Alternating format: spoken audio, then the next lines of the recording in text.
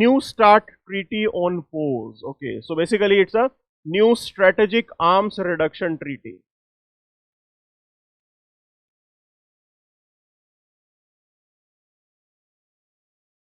Now when this treaty was signed, it has shown the maturity. जब ये treaty sign हुई थी तो हमें एक चीज देखने को मिली थी, that is the political maturity of United States and Russia, that they are having, you can say, nuclear weapons, but they are responsible powers with that. तो इनके पास न्यूक्लियर बॉम्ब है, मिसाइल टेक्नोलॉजी है, और इसके साथ साथ ये रिस्पॉन्सिबल पावर भी है. ये बात यहां से देखने को मिलती थी. But what has happened is this, that at present Vladimir Putin, now he has unilaterally withdrawn from this particular treaty. अब इस ट्रीटी में क्या था? Let's look into that. This New START treaty, it was signed in 2010 by US President Obama and Russian President by then Dmitry Medvedev, and it came into implementation in 2011. Now at present the developments are like this, that they have unilaterally withdrawn from it. अच्छा, withdraw कर लिया इन्होंने. So major component क्या था इस treaty के पीछे? So you have to look into the history. देखिए ये डेवलपमेंट क्या है. We know that post world war two there were two major powers, US and USSR. दो मेजर न्यूक्लियर पावर्स निकल के आती है. We know that there was this Cuban missile crisis. एक क्यूबन मिसाइल क्राइसिस हुआ where they both were just at the brink of war.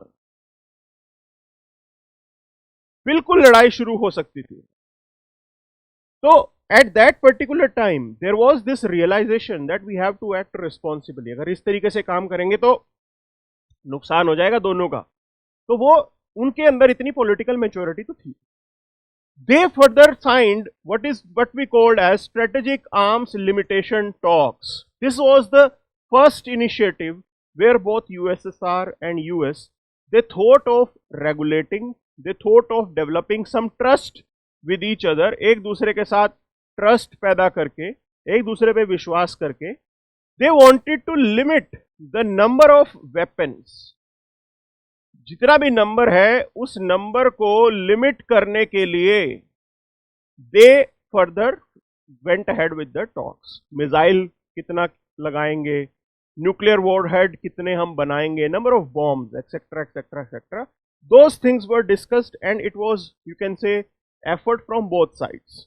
So they had this arrangement. Now further they sign something called anti ballistic missile defence system treaty. Clear है? But what happened, American president George W Bush, he unilaterally moved out of this pact कि ballistic missile के development के ऊपर हम थोड़ा restrict रखेंगे अपने आप को, and US president moved out of it. अब देखो बात क्या होती है, रियलिटी कुछ डिफरेंट होती है. They may be signing these treaty, there are lot of cases where these treaties are just an eye wash. ये छुपते छुपाते काम करने का तरीका होता है. जनता के सामने तो दिखेगा कि ट्रीटी हमने साइन कर रखी है, लेकिन from the back end they both are working. दोनों काम करते हैं and they both have this technology to keep an eye कि दूसरी पार्टी क्या कर रही है. सैटेलाइट और वो सब इमेजरी का यूज करके वो सब ये चलता रहता है. बट ठीक है, there was some sort of trust. At least बात तो कर रहे थे कि हम एक दूसरे के वेपन्स को, हम अपने वेपन्स को नंबर कंट्रोल करेंगे, this and that. Then there came Strategic Arm Reduction Treaty START 1 in 1991. It came into conclusion later on, and in 2011 this new treaty was signed. अब ये 2009 में एक्सपायर हो गई थी और इसको रिन्यू किया गया with New START.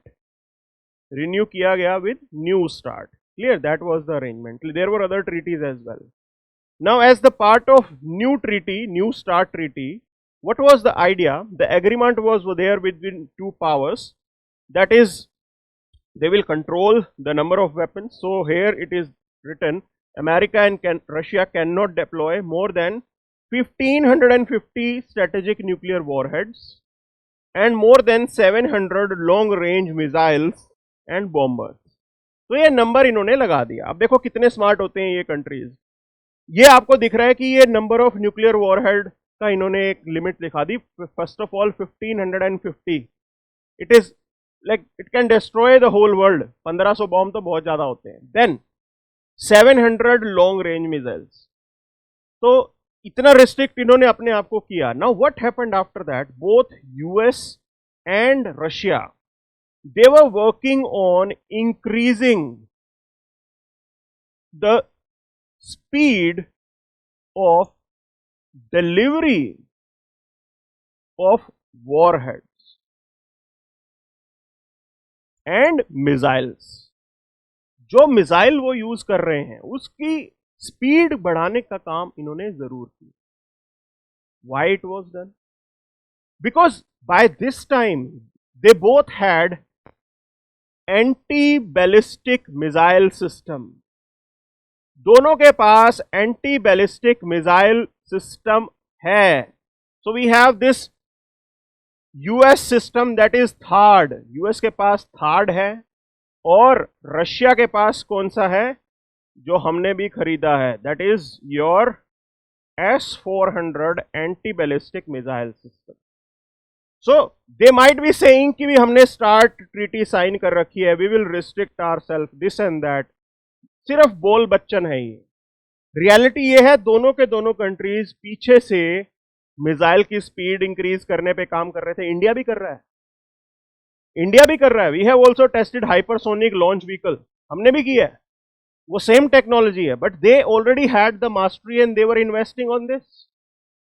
तो ये सिर्फ आई वॉश था जो चल रहा था but still it was critical. At least formally एक दूसरे के वेपन्स को कम करने की बात तो चल रही थी. At least it was a facilitator. एक होप तो देता है that we can live in a denuclearized world, कि जहां पे न्यूक्लियर वेपन सभी कंट्रीज आपने गिव अप कर देंगे. ये होप तो दे रहा था but right now moving away from it, it is impacting the our goal of denuclearization of world. ये मेजरली इंपैक्ट हुआ है. डीन्यूक्लियराइजेशन की all the powers they will give up their nuclear weapon, वो impact हो गया यहां पे. So that was a major thing. Clear है?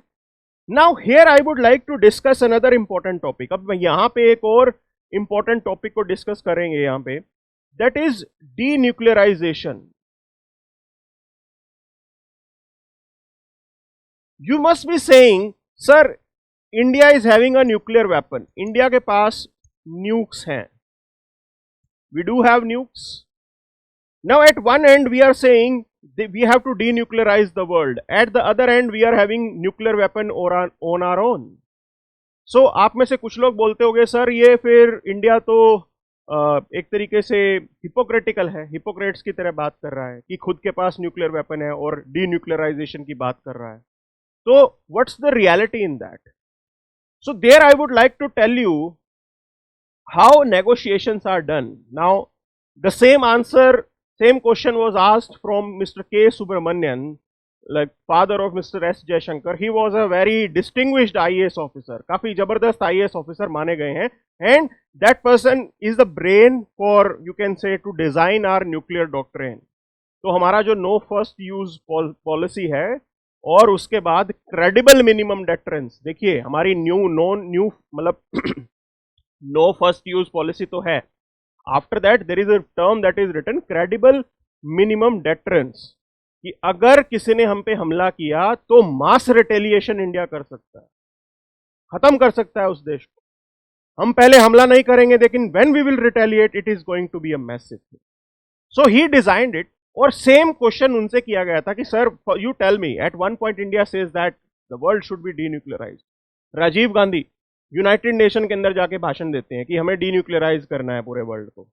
1974 में हमने खुद न्यूक्लियर ब्लास्ट किया, उसके बाद फिर दोबारा ब्लास्ट किए. तो कहां से डीन्यूक्लियराइजेशन होगा? उसका आंसर है just pay attention here. Now here is the discussion table. ये है आपकी डिस्कशन टेबल जहां पे आप नेगोशिएट करने जा रहे हो.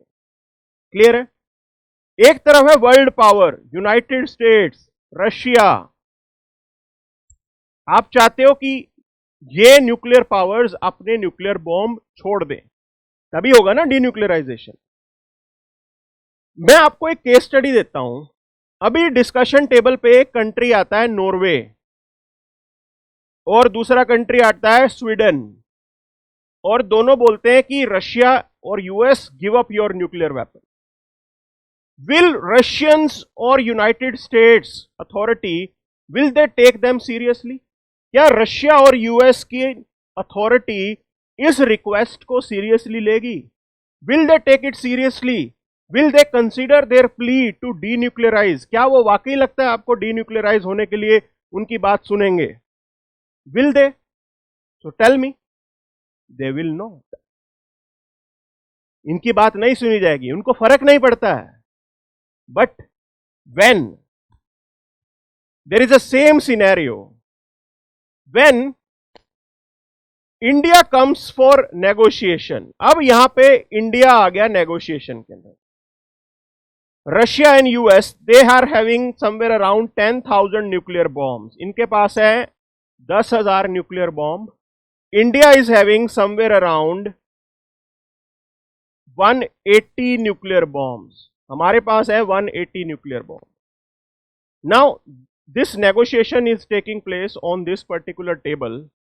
India comes and India puts up a request. India says that I will give up my 180 bombs, you will give up all of your bombs.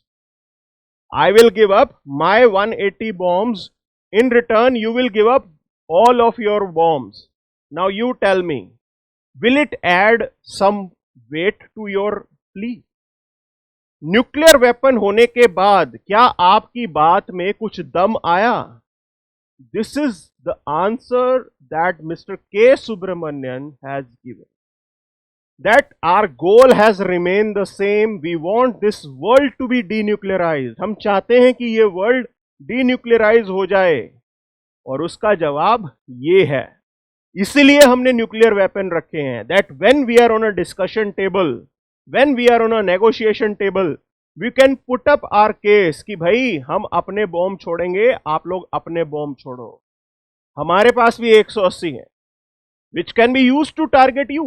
You can destroy us, so can we. हम भी आपके ऊपर action करेंगे. It will also impact citizen of US and Russia. So they will realize the gravity of this. And India has no bar. अभी 180 हैं. 1000 करने में ज्यादा टाइम नहीं लगता है. It will be just a matter of few months. We can take it to 1000, 1500 very easily. बहुत आसानी से साथ हम लोग इसको बढ़ा सकते हैं अगर हम चाहें तो. So this is what these countries will realize it, and then it will facilitate the denuclearization of the world. So this was the major point. This is how you can take up things.